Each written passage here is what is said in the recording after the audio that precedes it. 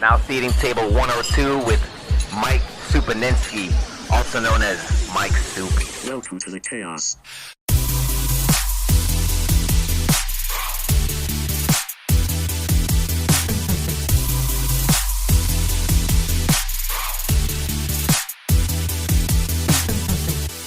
I look forward to this every week. This is my new favorite thing.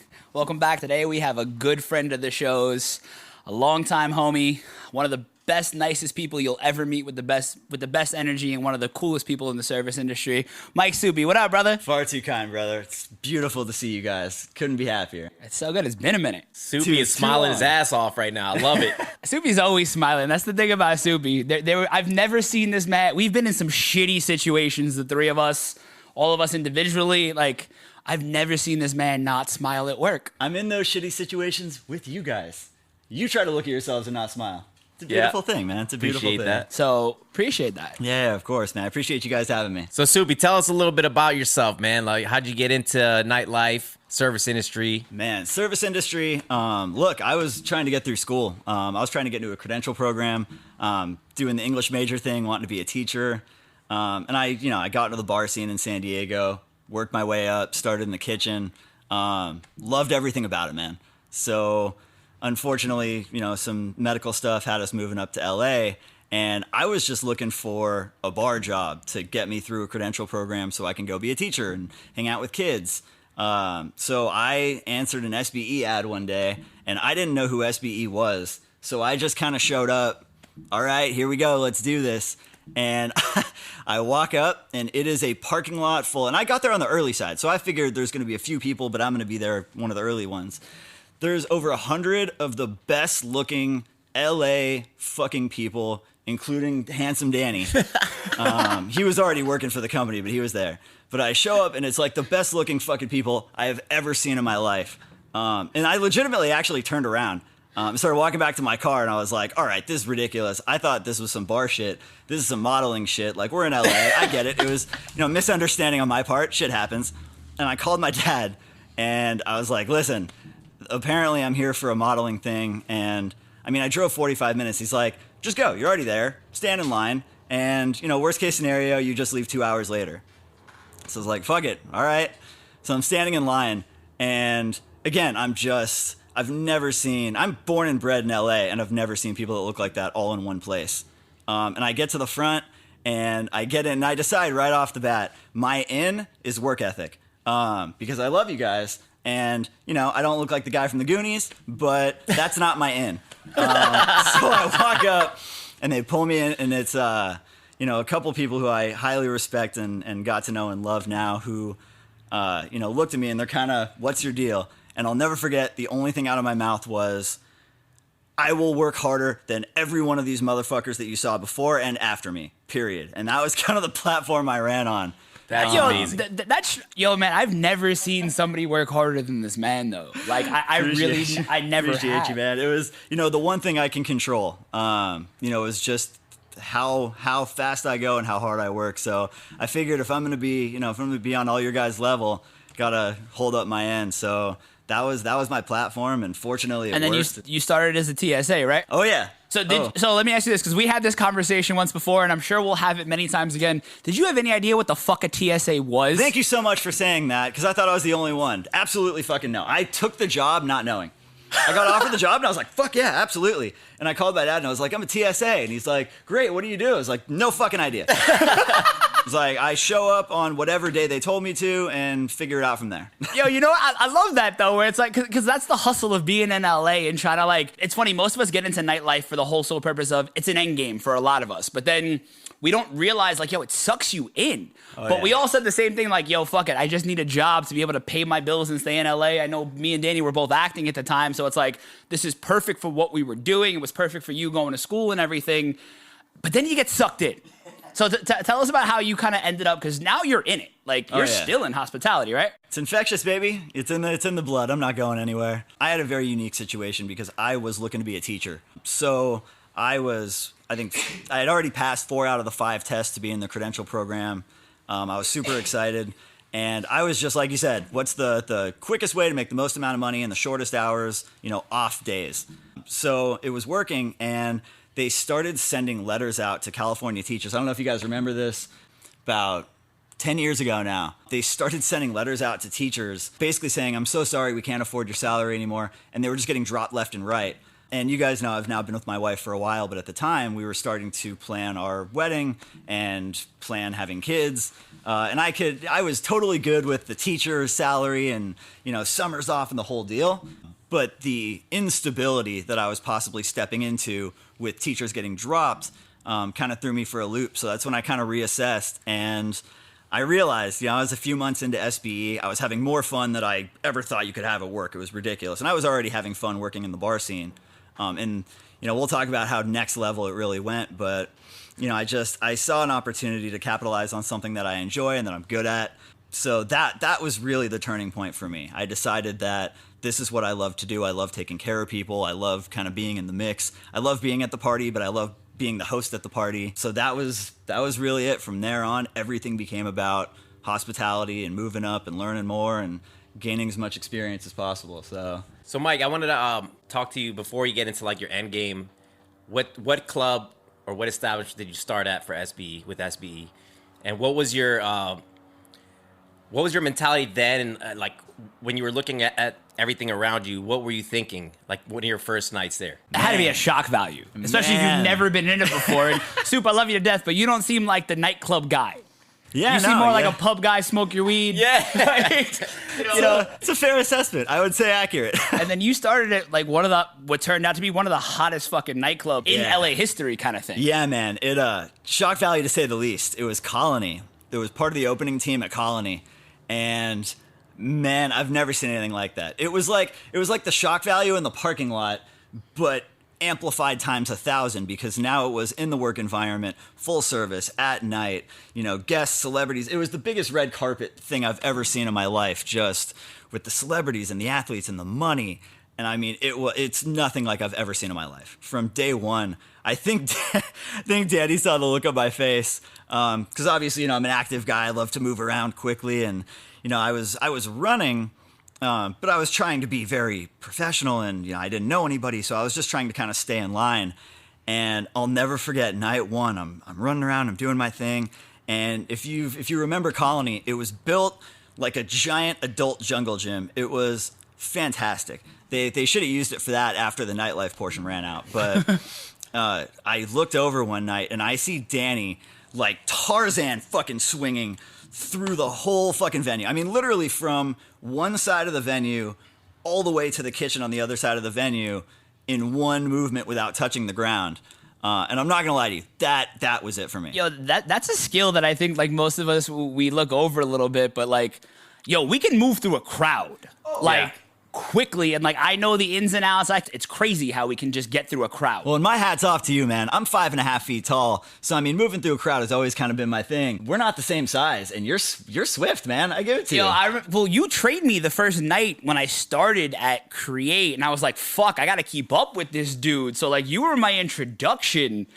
And then after that, I just like, all right, cool, I gotta move. And then now, most people can't keep up with, like, it's very rare that I find somebody that can keep up with me as we move through a crowd. Oh, dude, working with you since, especially in that flip capacity, watching the way you move around is fucking incredible. But between the pace and the pace, the accuracy, and how direct you are with everything it's phenomenal. You've been able to maintain that pace into a higher level position. Well, I got that from you, so thank you. Appreciate it. It's funny listening to this because I feel like a proud dad because I hear that you got that from Supy. And Supy got that from you. Supy, everything I know came from Danny. Because I remember that night at Colony, they brought me in to like help the new staff, and I remember I came in and this place, like he said, it was like a big ass jungle gym. Everything was made out of wood. It looked like a playground in Super Mario World. And literally they had bars hanging from the ceiling. I would swing over tables onto like another table, and there was a big ass cube where a speaker was under, and I'd go up there and make shots. Do you remember? I remember running up to you that night, like in the middle of the night, it's busy and shit. I ran up to you, grabbed you, and I was like, we can do that shit? Like, it was so mind blowing to me. I was like, I couldn't believe that we could actually get paid to do that. I remember that because everybody else was so, scared to leave their table, and I'm running around like a madman. And when I would do shots, I would make a show out of it. Nobody really would do that. Oh, like, yeah. I kind of... You gotta do the shake and everything. Yeah, like there's a whole thing to it. Yeah, I kind of started it. Like, even when I started, they were just sitting at the table making shots. And I took it to another level. Like, I jumped on this cube where the speaker was next to the table. And, like, I had 2 shakers just fucking... and, like, pouring these shots out. And I look down, and Supy's looking up at me like, what the fuck? And he runs up to me. He's like, we could do that? I'm like, fuck yeah, you can do whatever you want. Well, circling back to the proud moment, because after you did that, so when I started to create, obviously it took me a little bit, but after a few months, I got the hang of it, and I'm like, all right, I'm gonna do what the fuck I want to do. So I watched Supy running around, and there was one night, and he was with me, and he laughed hysterically. Well, the rest of the managers were a little mad at me at this point. I was fed up with the night. And at Create, we had these big like trapeze things that hung over the 60s. And I went and I put on a monkey costume that we had for presentations. And I ran across the stage in front of Tiesto, who was DJing at this point, and fucking just swinging. Yes. And then in my earpiece, I hear the GM screaming at me, and I just took the earpiece out, and I went to every table, and people are pouring shots in my mouth through the gorilla mask. And the rest of my night, I was just the gorilla. Yes. It was amazing. That's amazing. Talk about a proud moment. Oh, dude. Yeah, I could not have been prouder. Everybody else had their own thoughts. I could not have been proud. I thought that was fucking amazing. And let's be honest, you know, what we all know is true in this industry. The guests fucking loved it. Oh, absolutely. And Hence that the was rise. it. And then it became a weekly thing for me. Yeah. Let me tell you a quick story of how Supy and I became friends and how I noticed that he was a special dude. So it was the end of that first night that we're talking about, and we're all in the back doing our side work, you know, to close up. And we had this guy, Gregorio, rest in peace. He was the godfather of all of us. He was the initial. Yeah, everything came from Grego, and, you know, we love and miss that dude. Absolutely. But Grego had this big-ass cake that one of the tables left. And he's like, hey, who the fuck was going to let me throw this in their face, man? And everybody's laughing, like, get away from me. And I see Supy over there, like, Supy hasn't really been vocal or actively talking to, you know, the rest of the crew up to this point. And he's like, hey, fuck it, I'll do it. You want to throw cake in my face? So Greg was like, fuck yeah.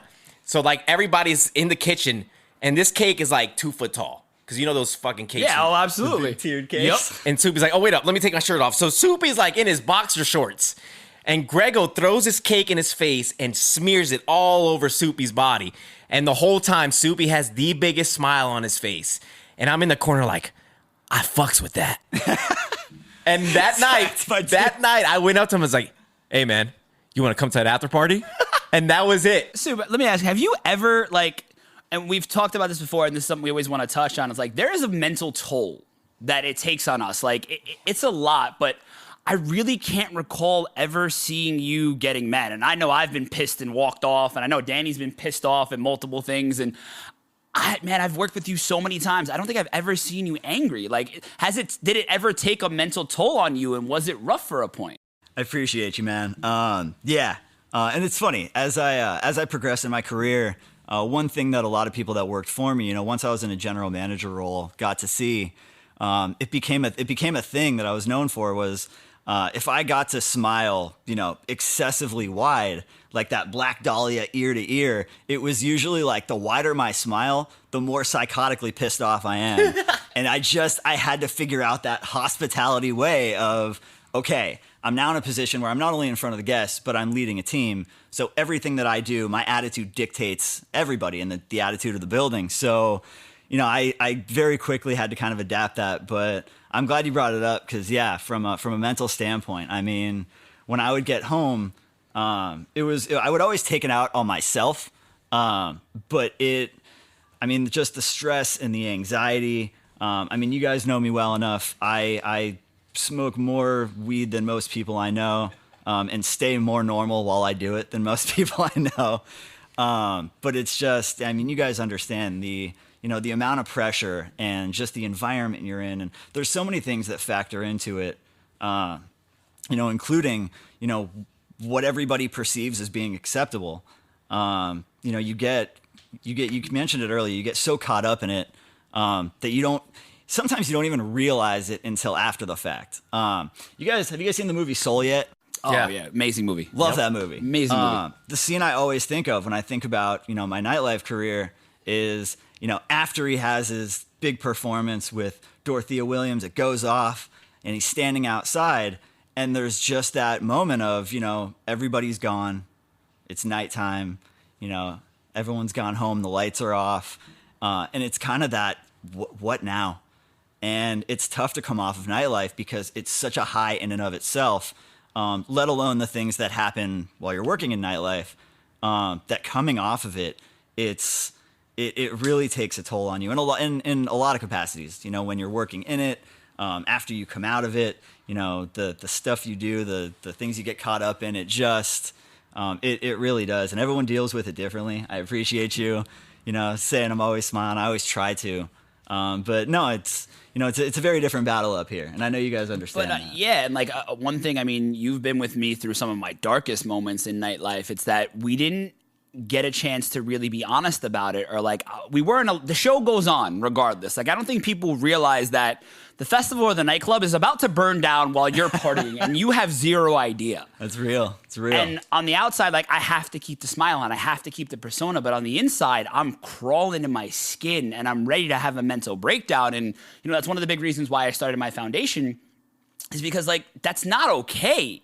Like we've all been in some really dark spots because of the nightlife scene. As great as it can be on one end, the other foot, it really takes a toll. Yeah, I'm personally very grateful that you're doing this because, the whole time you're working in it, especially because you're so pushed on being happy and smiling because you create that atmosphere. As the people that run it and the people that work in it, you're responsible for creating that environment that other people spend so much money to enjoy. And there's so much that goes into it that just weighs on you, and there's no outlet because it's all perceived as weakness. And it's, kind of that similar NFL mentality where if you can't do it, someone else can. If you're not willing to deal with it, someone else can. If you're not going to stay open until 4 a.m. because someone's spending $50,000 with the police camped out outside, if you can make it happen, great. If you make it happen but you fail, you're done. If you can't make it happen, we'll replace you anyway. So it's, people don't understand a lot of these things that, go into the higher level of how this business operates. And yeah, we're all expendable. We were some of the best workers that SB's ever seen. Once we left, it was like, okay, he's gone. Like, who's next? Right. Supy, I wanted to. We mentioned this in one of our other episodes about how we got to a certain point. Like I was a few years ahead of you up to this point, but we were doing the same thing. What were we doing when 14 moved to Colony? And how do we start every Sundays for this one particular summer? Oh man, just to cope. And and I'm asking this because we're talking about how we would cope with the stress of this party. Even though we're in a party atmosphere, it was a lot of work and it was a lot of madness and crazy people we had to deal with. Chaos all the time. So to answer your question, to sum it up very briefly, very intoxicated, constantly, just And high. yeah, constantly. It just, it's. And the thing that makes it really difficult, it's not just the fact that we're doing it to cope, which we are. It's the fact that it's perceived as being so acceptable because of where you are, who you're doing it with, and who you're surrounded by. I'll be honest, if we were doing what we were doing, working as kind of, low-level guys making a little bit of money in a bar, in an alley somewhere, it would probably be looked down upon. But the fact that we're doing it, in a huge, beautiful nightclub surrounded by multimillionaires, and athletes and celebrities and all these people, and everyone's doing it too. It makes it feel very acceptable. And I think that's where it's so easy to get caught up and to use it as that coping mechanism because, hey, if you're working hard and you're doing your job, no one's going to mind. No one cares. It's all about results. So if it makes it easier and it makes it, more enjoyable for me, why not do it? I mean, that was kind of where I ended up with it. And I think we all kind of came to that point where it got so comfortable and so acceptable that I didn't even think about it. I'll tell you really quick. There was one night, a certain nightclub, we got, end of the night. It was 4 a.m. We ended. It was great. Huge party. All of a sudden it's 6 a.m. and management is now talking about going to Vegas. Out of nowhere for no reason. Just, we had been up for 20, however many hours, throwing a huge party. Let's go to Vegas. I text my wife at 8 o'clock in the morning when she's just waking up, and basically say, hey, I'm going to Vegas with these guys for the weekend. I'll be home in half an hour to pick up my stuff. I love you. And That probably didn't go over well. No. knowing Supy's wife. Oh, definitely. I can't see Christy being happy about this. So here's the thing. You guys are absolutely right. As understanding as she is, and as long as she's been with me and she knows the deal, your assessment is absolutely correct. She was not happy. And I'll never forget, and I think back on it all the time, at the time, I was so bothered by the fact that she didn't understand. And I was kind of in that mode where I wasn't thinking about how she was feeling or how she viewed it or what her perception was. It was just, this is part of it, it's networking and we're going to go out and meet these people and do this. And, she ended up, of course, being the amazing wife she is. She gave me a kiss. She's like, have fun, be safe, keep in touch with me. And I had a great weekend, but the reality is that's not fucking normal. And I was so caught up in all this shit that I was having a blast and it was a great trip. And, I look back with fond memories, but the reality is in my head at the time, that was totally normal. That's what people do. Like, oh yeah, you get off work at 6 a.m. and you hop in a car and you drive to Vegas and then you party all weekend and then you come back on Monday and it's, back to it. This seems like a nice place to take a break. There's something I want to touch on because there's two topics there. First is like those Vegas outings because we've all had them. Oh yeah. But the more important one is how working in nightlife, because that was actually a good response that you got from her, right? So what was, because this is a long-term relationship that you've been in. Oh yeah. What were the bad times and how being in nightlife? If you want to share and if you're okay with sharing that. Yeah, of course. Here's a fun one for you. She'll laugh when she hears this. So there was a nightclub. I was always about the hustle and the work. And I figured I had my fun at work, so I didn't need to do it, on top of that. So for my birthday, I was just working. And long story short, I had a great night at work. I made a bunch of money, apparently, because I woke up in the morning with a pocket full of cash and no memory of the night before. But I woke up and of course, my wife checks my phone because I'm getting texts and I'm out cold. And she opens up, the first couple pictures of my phone and it's cocktail waitresses kissing a clearly blacked out and falling over me. Oh, like kissing me on the cheek and hugging on me and like propping me up and like doing cutesy things. And obviously it was always positive, fun intent to celebrate my birthday. But yeah, long-term partners don't like to wake up to that shit, as it turns out. So I can't. So, man, I give you so much credit for that because, I've had such a hard time dating while in nightlife. But a lot of it is because I've tried to date outside of the nightlife scene and they don't understand. People don't understand it, and I get it. Like, I would be frustrated if I saw my girlfriend with a bunch of dudes out and about drinking and on planes and in Vegas and all these places. Like, I'd be like, yo, what the fuck? Right. You get it now, but did you get it then? No, I was naive and I had an ego and I was like, I'm just going to date within the scene because let's be real, cocktail waitresses are probably the hottest girls in the city. So easily. Absolutely. I'm going to have my fun. But the relationship, it definitely takes a toll. Like being in nightlife, it's a very cliche and a very cliquey group. Yeah. 100%. Well, even if you don't move to Vegas, it still becomes a lifestyle. Are you guys familiar with what REM sleep? That really deep, deep mode of sleep. I didn't know what the fuck that was for like 4 years. I still don't know what the fuck that is. Yeah, it's just like that. Like people talk about it like, oh, it's so vital to your health and it's so important. And, you need to make sure you're getting several hours of that deep sleep. And I'm thinking about it going, I don't think I hit that for fucking 30 seconds in years. Because with nightlife, there's, the people that just are able to accommodate that lifestyle, late night, late morning, day, and you just kind of run from there. But, you guys had daytime. You guys were, acting, modeling, having these gigs. I still have a partner who does not live that life by any means and has no urge to. So it really, from a mental standpoint, it really wears on you, not just everything that's going on, but the fact that, my schedule for a while was I would get home after work, sleep for like 2 or 3 hours, wake up, have the day with my wife, take like a 2-hour nap during the day, wake up, get ready, go to work.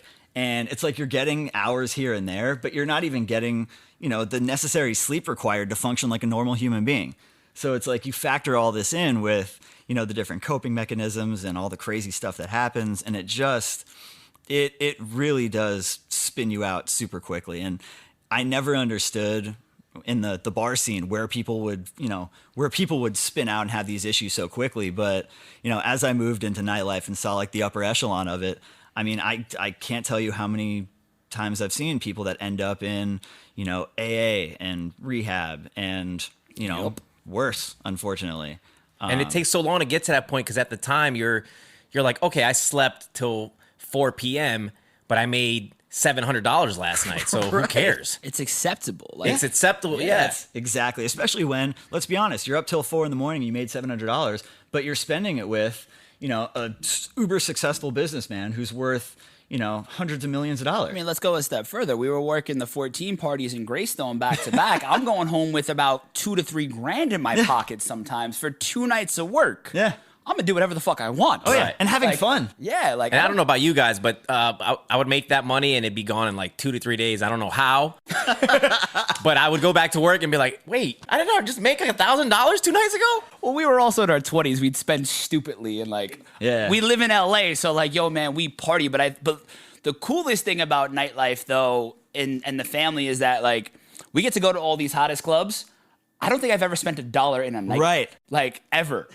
Besides tip, and most bartenders won't even take the tip because they're gonna come see me the next night and I'm gonna let them drink for free there. Right. No, I know both of you have dealt with it. We had the opposite problem. We would have the problem where we would go out, especially with people that didn't work with us in the industry. We would have, you know, friends from home or whatever come visit and we would all go out and we would have to avoid people. Otherwise we would get overserved and all of a sudden our night spirals out because, you know, you get caught up in it. And, you know, most people are out looking for, okay, where can I get, you know, a free couple drinks? We would go out and we're being hunted down to like, take this shot, have this drink. What can I get for you?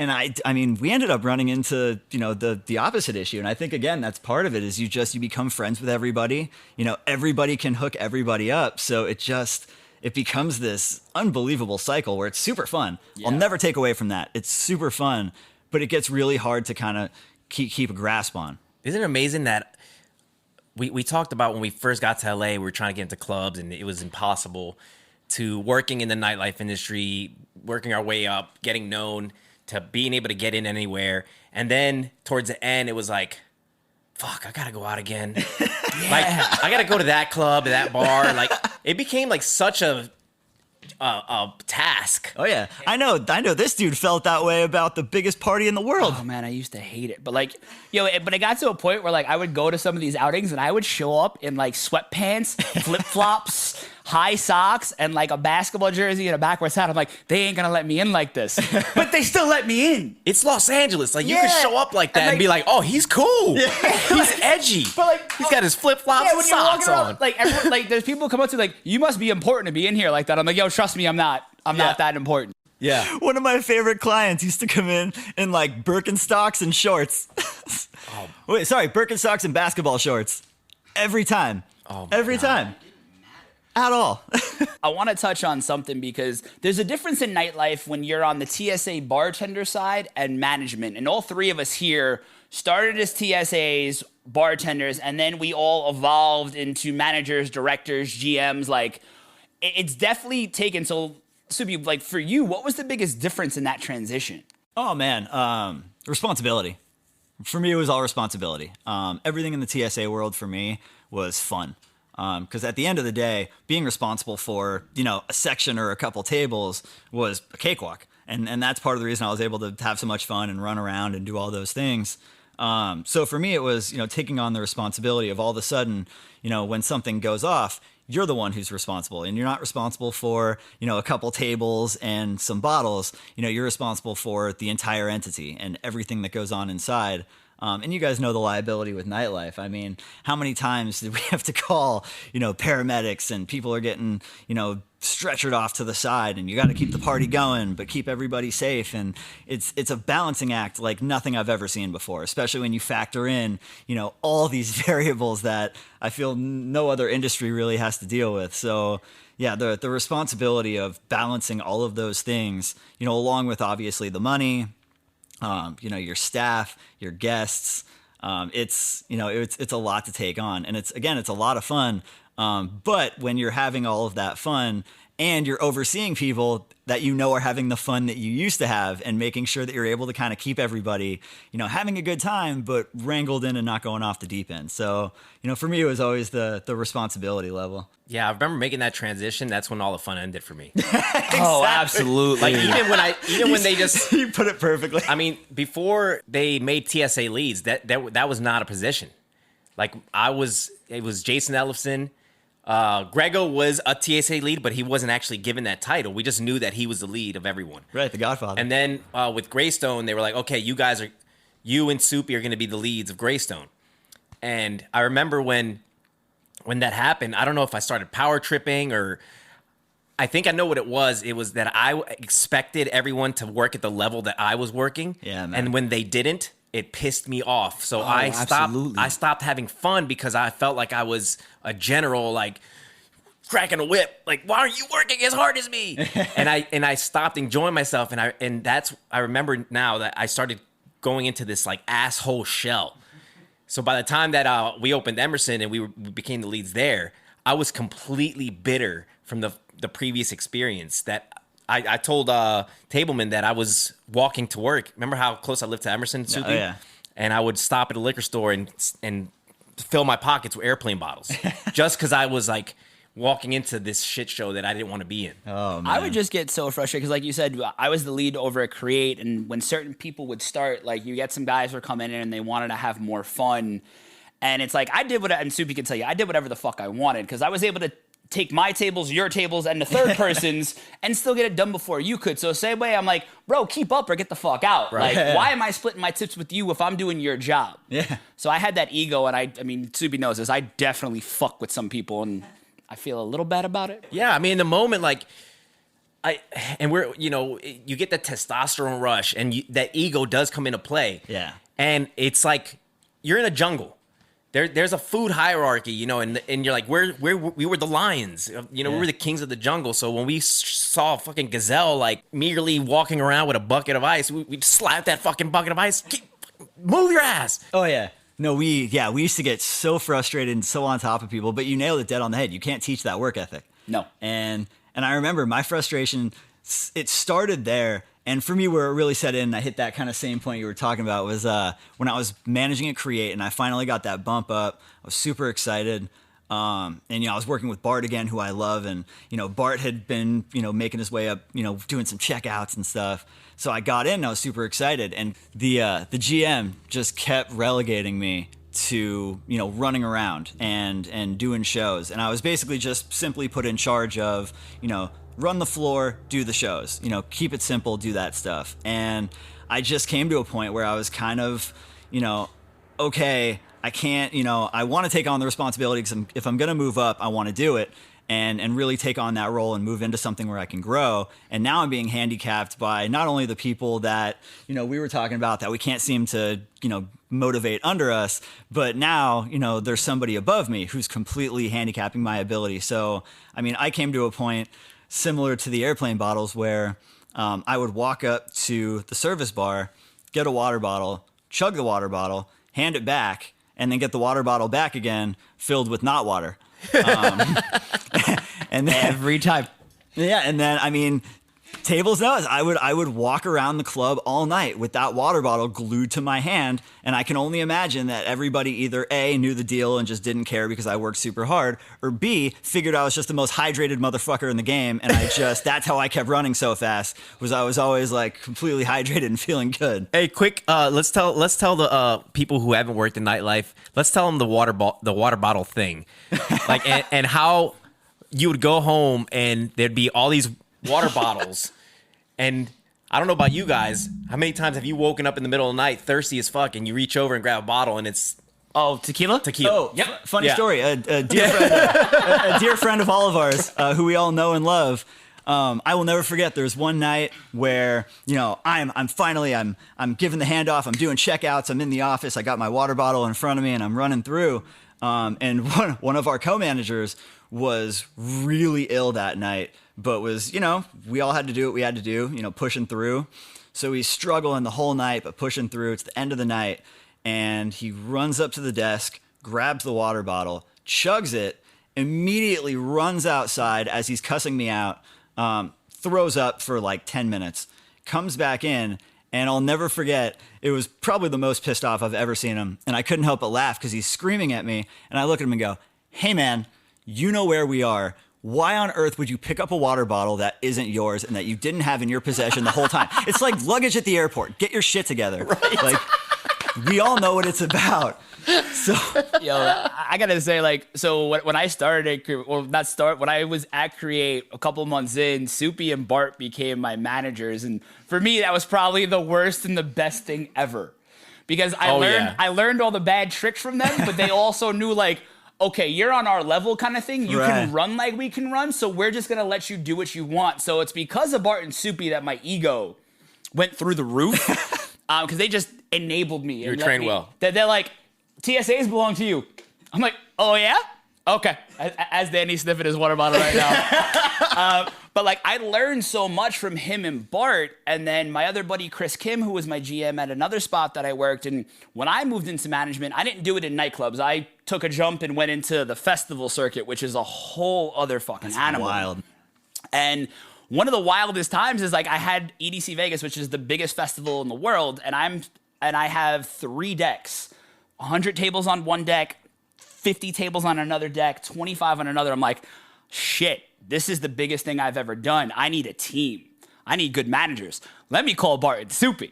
Yes. So then to just flip the roles, it was, for me, like, I want to know how you felt about it, but for me, I was like, yo, I have people I trust. I don't got to worry about them. Like, and that was the toughest event I've ever done in my life, and I had a full-on mental breakdown afterwards. But if it wasn't for them two and Chris, who came on and oversaw things, like, I don't know what I would have done. Dude, I appreciate you, man. Grateful for the opportunity, and it was one of the best of my life. That was hell of a party, to say the least. But no, man, it was such a pleasure getting a chance to have the roles reversed. And I'll tell you, man, it's funny. I mean, you know now, obviously, you've been in it for a while, but, you know, we're in an industry where, you know, you realize that some people have it and some people don't. And it's to no fault of anybody's. It's just, you have to have a certain way about you to really survive, you know, moving up in that industry. So watching you make that ascent the way you did, and part of the reason we were such enablers, and we were, but part of the reason we were such enablers is because when you see that in somebody, you know what I mean? Even if everything you're doing isn't probably the best thing for everybody, you know, you're doing it because it's in the best interest of them and their career, and you see the potential. So, you know, should we have been that enabling? Probably not for everybody's health. But, you know, that being said, when you see that kind of potential in someone and you see that someone just has that unteachable quality that's going to make them, you know, super successful, and then you see it, you know, come to actuality and you see it come to fruition, it was a beautiful thing to be a part of, man. So for me, it was all positive. And I mean, you know me, I have always prided myself on, you know, not having an ego, because one, you know, I don't have the Kobe, you know, the Kobe skill to go with it. So I've never seen myself in that light, but it also makes it very easy, you know, to, you know, be a GM and then step into that sort of a role and have a ton of fun doing it and really enjoy it and just do it with a ton of love and respect. So for me, man, I was just appreciative that, you know, you reached out in the first place, because it was an awesome experience, and I always love working with you. The capacity doesn't matter, you know what I mean? Yeah, Supy became everybody's favorite. The night before EDC Vegas, the Thursday night, we're there for like 18 hours and we're setting everything up. And obviously, like, we have this big thing going. So we have this big kitchen sink, the 3-compartment sink that you have to have for health code purposes. And it's on one side of the track at the circuit ground stage, and I needed it at the kinetic field side. Now, it's a mile-long track, and the thing's on wheels, but it's still heavy. And I'm like, Soup, we got to move it. Call one of the guys in the back of the house. They'll come with the forklifts. He's like, all right, I got it. I come back out 20 minutes later, and I see Supy pushing this fucking thing. Yep. I'm like, bro, what are you doing? He's like, oh, they were busy. I just do it myself. And everybody saw him doing that, and they're like, yo, this guy, he's amazing. And we've tried to bring him back as many times as we could, because everybody just loved him at this point. I wasn't there, and before you even said it, I pictured Supy walking across that field. Yep. And I was like, I'm not even surprised. And Supy, you said something about, you know, recognizing the potential in someone. Like, we definitely, that's what I saw in you when I first saw you. Like, just because I watched people, and then, you know, game recognizes game, and we all knew, like, there was like the best TSAs, best servers. They would link up, and then the other people would kind of get the shittier sections. Yeah. And like, I don't know, some people's mentality, like maybe they just didn't care. They didn't want to make money. They were just there to coast on. But we did group up because we saw that, okay, this guy reminds me of myself. I know that if I mold him a little bit, he's going to be a fucking rock star. So we definitely recognize each other's talents. And the coolest thing sitting there with the three of us is like Danny started at SBE before we all did, and Danny was like that lead TSA and bounced at every club.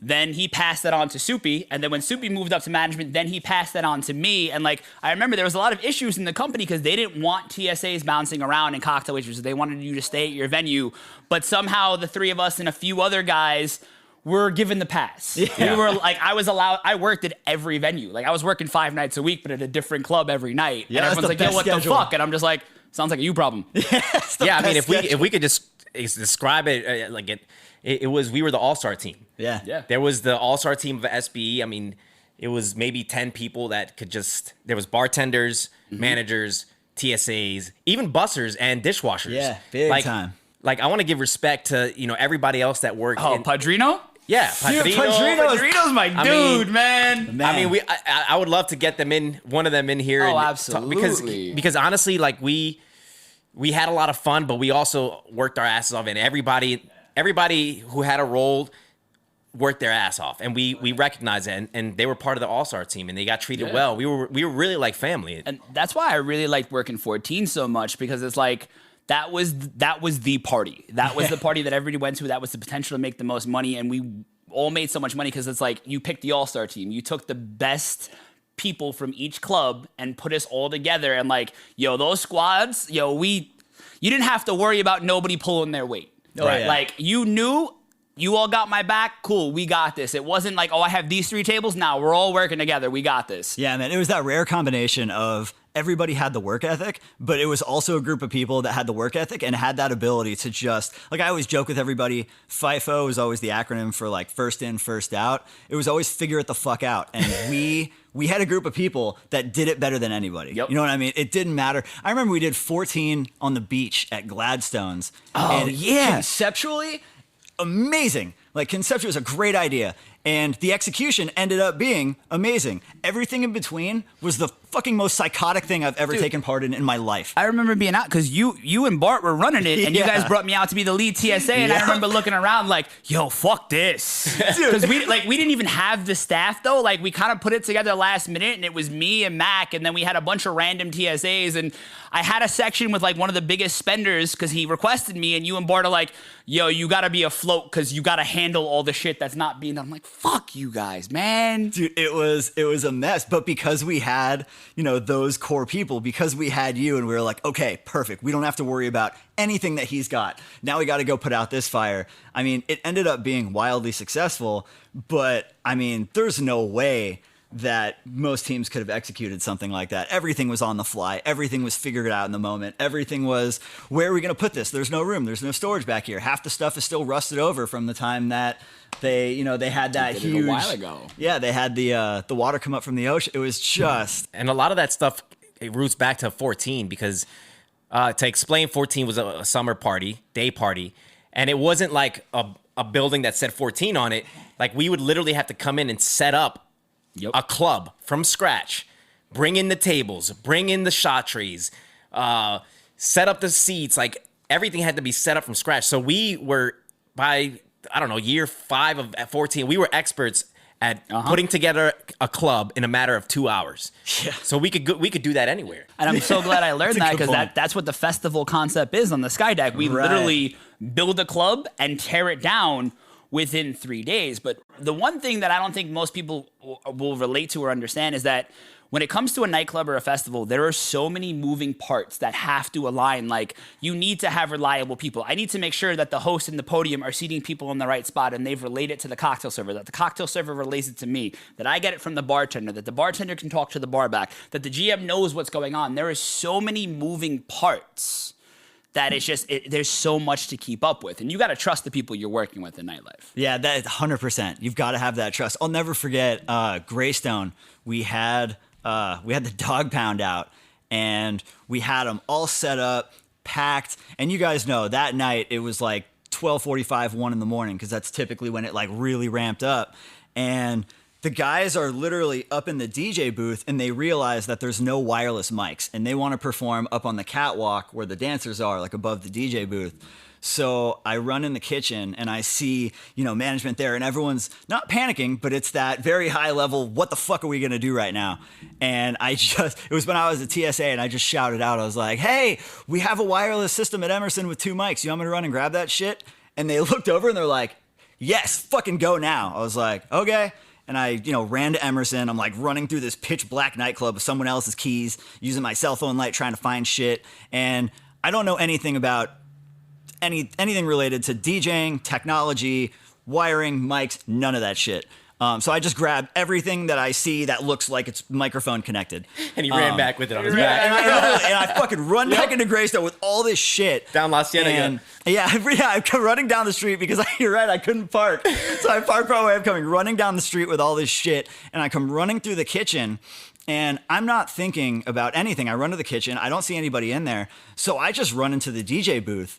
And the next thing I know, I'm on my hands and knees in a packed DJ booth, like under the DJ's feet. Like he's trying not to kick me, moving around me. And I'm trying to set up the system. And at this point, it's now like 1:15 in the morning. And the dog pound is up on the catwalk. So like everybody's looking at him. They're up there. And I'm on my hands and knees going, okay, if I don't figure this out, like my life is over. Like everyone in here is gonna fucking kill me. Like they're gonna rip me limb from limb. So I'm down there and I'm fucking sweating bullets and I'm doing all this shit. And I see the green light come on and it was like, I'll never forget this moment for the rest of my life. I look up and the DJ was right there and I hand him both mics. And as he took the mics, all I'm thinking about is like, if they don't work, I am gonna run as fast as I've ever run in my life through the kitchen, out the door, into my car, and never fucking come back. Like I'm gearing up to just be gone forever. And all of a sudden he gets the mic, and I hear check, and it comes on, and in the same moment, like I've never been so fucking scared, and I've never been so fucking elated. And as he's under the DJ booth. Hands and knees. And then you guys know I stand up, and at that point, because they can see I'm sweating bullets and I'm freaking out. I'm probably shaking at this point. And one of the guys hands me a blunt and he goes, "Good job." Yes. I was like, you know what? I'll take it. Greystone Manor was legendary, man. Do you have any other fun celebrity stories or? Yeah. What's your fondest Greystone memory? Actually, what's your fondest nightlife memory? Yeah, anything. Let's hear. Give us your best one before we close out. Man, give us your best one, and then also give us some tips to somebody that might be wanting to enter the nightlife, or somebody who's trying to figure out: do they go back? Do they stay? Is it a career move? All right, about it. So I have to give this brief one first because it wasn't a huge highlight or anything, but it's one of my favorite moments ever. Danny and I, it was the end of a really successful night at Colony. Super busy, packed, celebrities, athletes, the whole deal. It's winding down, and Danny goes walking over to the main bathroom, just take a quick leak, and we're out the door. And as he's walking up, the biggest security guard I've ever seen in my life just stiff arms him, like hand to the chest. And Danny kind of looks up at him, and because the guy didn't say anything, just hits him in the chest, and Danny kind of looks up at him and goes, "Hey man, I work here, I need to use the bathroom." And without missing a beat, the guy looks at him with a dead face and deadpan and goes, "Can't right now. He's in there getting his dick sucked." And he was dead fucking serious. Like, he was dead fucking serious. So, I mean, I don't think I've ever laughed that hard in my life. Danny and I crumpled to the floor laughing. And you guys know, we felt that this, like, because of all of our experience in nightlife thus far, this was like the most normal shit that's ever happened. I couldn't even be mad. Yeah, we couldn't even be mad. We were good just, for that guy. Hey, and then, you know, man, and then the you. guy that we will mention his name, he's a promoter, but how did he walk out of that fucking... Yo, he walks out with the fucking pimp cup of the gods. Yes, the biggest snifter glass I've ever seen. I mean, it was like a foot wide. And it was full of Crevassier, and he just came out with like this big ass fucking grin, and I couldn't even be mad at it. I just was like, I want to get my dick sucked too. I was like, you know what, man? Hats off to you. Good for you. Good for that. That's amazing. Highlight for me was as crazy as all the parties were. And I think the coolest moment was, you know, with you at EDC walking across that stage. There's nothing like that. There's nothing like that ever. But one night at Greystone, I'll never forget. We were out in the back taking out trash. It was the end of the night.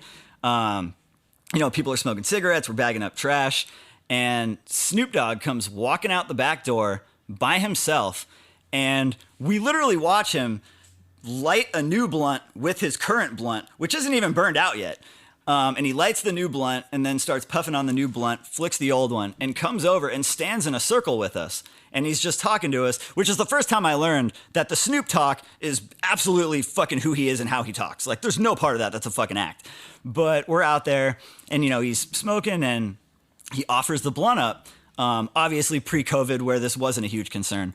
But he offers up the blunt to everybody, and one server goes for it, and a lead server quickly shuts it down and is like, we're going back inside to finish working.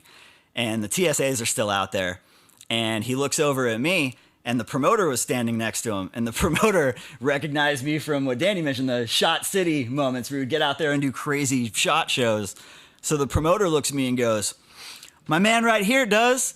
And it was one of those moments I'll never forget. Snoop holds out the blunt, which you guys know me well enough. For me, that's legendary. The moment. That's bucket list shit.